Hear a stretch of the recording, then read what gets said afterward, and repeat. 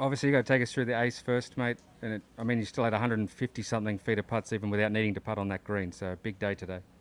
That's funny. You put it that way. Yeah, I only got 17 chances. Huh? Yeah, it's funny. It all started off. I hit a pretty good drive at one and knocked a 5-wood kind of on the front center of the green, and I probably had 60, 70, 80 feet to the hole and rolled it about 6 feet by, missed it coming back. So I kind of led the day off with a 3-putt, and then from there just putted beautifully. I hit it a foot at 2, kind of got back to even par and settled, and then made a 30-footer at 3.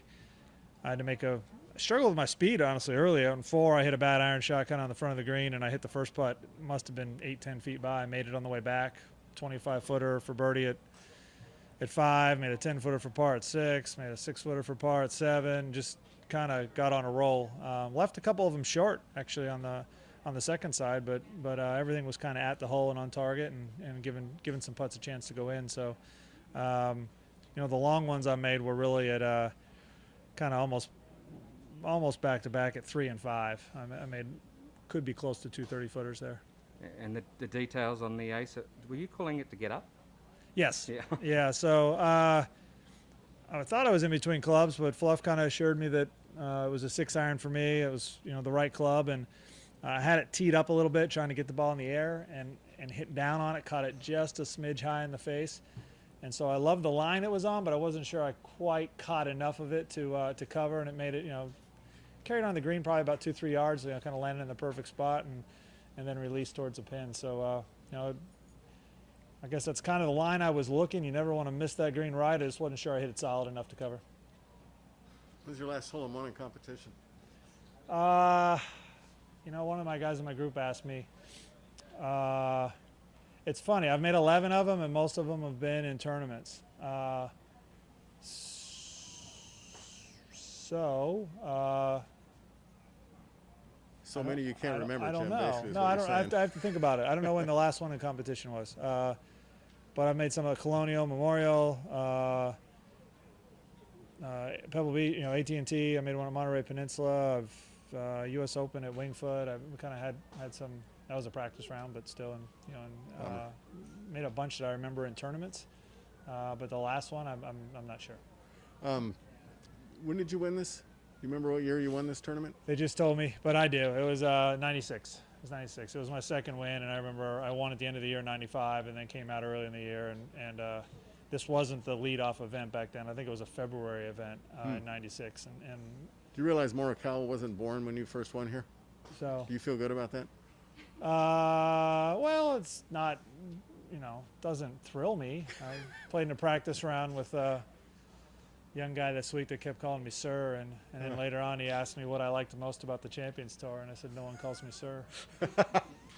So he said his dad would be angry with him if he didn't. Brett. I'm trying to come up with the last name off the top of my head. He's a young guy from Hawaii. Okay. He's got a Corn Ferry. Brett Grant. There you go. Brett Grant. Okay. That's it. Yeah, nice guy. What are you obviously pleased with the score? But are you just here for the kind of the 2-week swing? You wouldn't be here without Hawaii, I wouldn't think. Well, I've always loved being here. It helps, put it Yeah. that way. I love Sony. It was a place I had a lot of success in my career. I won in 96. I think I lost the playoff in 97. Had a lot of top 10s here, and love the course. It's a place that I feel like I'm not hitting the ball far enough to compete out here on a regular basis on a lot of the golf courses, but Waialae's a place I still feel like I can get around, and I can shoot under par pretty well, and so it's fun. Places I've won in the past, Valspar, Heritage, those are places that I think golf courses I can still compete on. So once in a while I may dip out here, but I'm going to predominantly play on the Champions Tour, and having Hawaii next week, I'm grateful that Sony gave me an exemption and a chance to come over here for 2 weeks in Hawaii.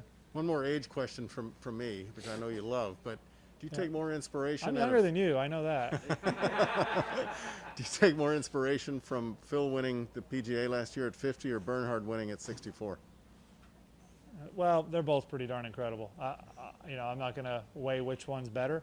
I think what was incredible about Phil winning the PGA was that it was on that golf course. That is not a Dinker.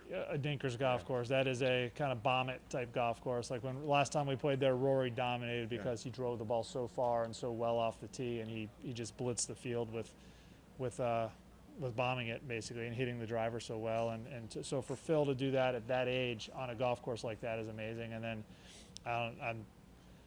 I'll joke, I'm tired of gushing about Bernhard. How's that? It's amazing what he's done at 64 to stay that competitive, to stay that fit, to actually have the want, the will, and the grind to be that competitive is absolutely amazing. And what he and Hale did on the Champions Tour I'm going to say now, is not going to be repeated. There's no way folks are going to win that many tournaments on that tour. 62 aside, what is your attitude coming into a tournament like this, on this golf course, no less? But I mean, do you feel obviously you're not as competitive as you were when you were 35, but do you still feel your expectations kind of similar? Yeah, but I mean, like you put Bernhard in the Masters, and it's a golf course he shouldn't compete well on, and he went out there and finished in the top 10 in the last like 3 or 4 years, right? And we're still competitive, and just because I'm getting close to 52, I didn't come over here to kind of pack it in and have a vacation. I mean, I'm competitive and I want to play well, and also it's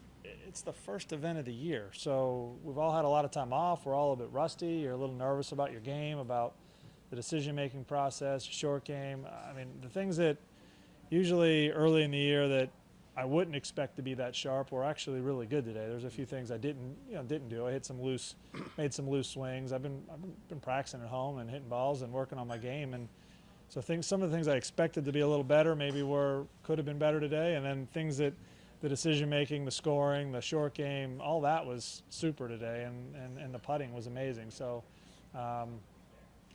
Really trying to get ready for this year. And what do I look at this week? I mean, I want to be competitive. I want to compete. I want to try to put myself in position in the hunt, but I also kind of want to get a feel for where my game is and kind of set up what I want to work on for the year.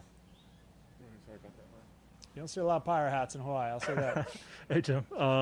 How was this event, this course, evolved from your time here in the mid-90s to your recollection? There's been a little bit of redo to the greens. I mean, there's a handful of green complexes that are totally different.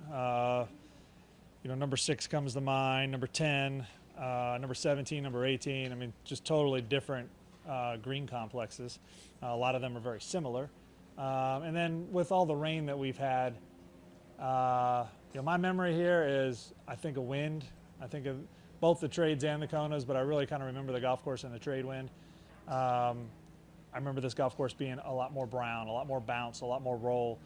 Really difficult to get the ball in the fairway, and with all the rain that they've had here in the islands in the last couple of weeks, from what I understand, I was told that the 10th fairway was underwater last week. So the golf course is a lot greener. I remember heavy rough, and we got some heavy rough this year.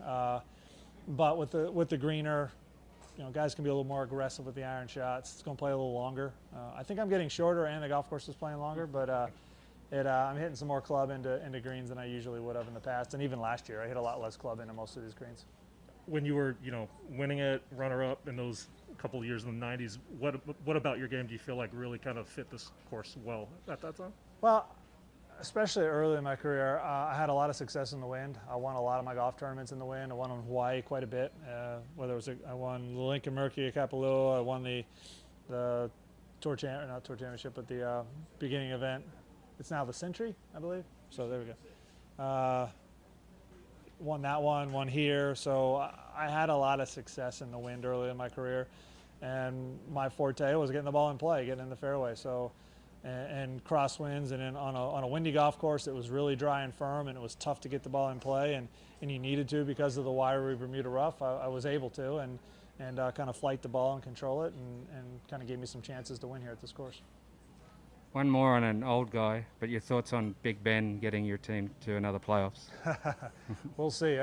It's a big task. I mean, beating Cleveland and then beating Baltimore was tough enough, but KC's a different animal, and then having to go on the road to do it. So kind of happy that he was able to end his career the way he did. I mean, big win at home, and to get the outpouring from the fans, and then to go to a division rival in Baltimore. I mean, there's probably say win or lose. There's probably I can't tell you how many Baltimore Ravens Pittsburgh Steelers games ended in a difference of a field goal and 3 points. So to have the last one kind of be the same thing and come down to the wire, Probably a pretty cool way to end a career. So we'll see how Casey goes. Cheers. On you, mate. Thanks. Well played, Jim.